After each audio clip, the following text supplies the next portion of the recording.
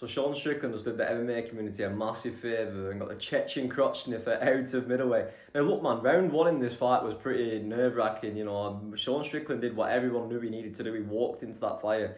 He was trying to out-scramble Chimaev, you know, risking his neck, risking his back to try and get up and get out of the bad positions and stuff. And consequently, as a result of that, he ended up in a full-on body lock. You know, Chimaev had a full body lock on him with the rear naked choke in towards the end of the round 1. But you could tell that because it was so close, Chimaev was actually putting a lot into getting it. And that's exactly why he gassed. So I think that's actually part of the game plan to beating Chimaev.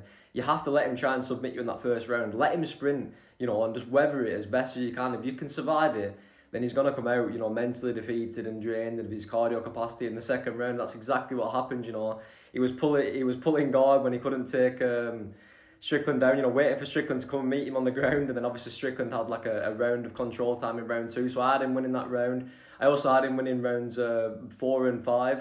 You know, but rounds 4 and rounds 3 were especially close, and obviously Khamzat won the third, predominantly on the feet, which is very impressive, you know, because we see a lot of the best strikers in this division, like, you know, Nasruddin Imavov, Dricus du Plessis, Hernandez, etc. Whilst they can, you know, do well against Strickland, they do take a lot of impact from that jab, you know, they're backing up constantly, and they're wearing a lot of visible damage.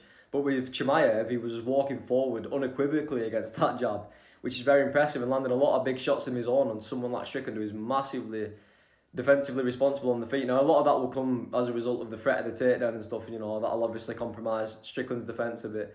But yeah, I think that this was, you know, the 100% Strickland's fight. This wasn't a robbery, because it was 2-2 going into the 5th, and then that's when Strickland actually started listening to his coach, Eric Nixick, you know, loading up on the shots, off the jab, you know, the cross, and setting up with the teeps and stuff, and that's where he pulled away, in my opinion, and this was a great performance from him. So yeah, buzzing with this, and this changed the dynamic for the good, in my opinion, at middleweight. So we'll have to see what the future holds now.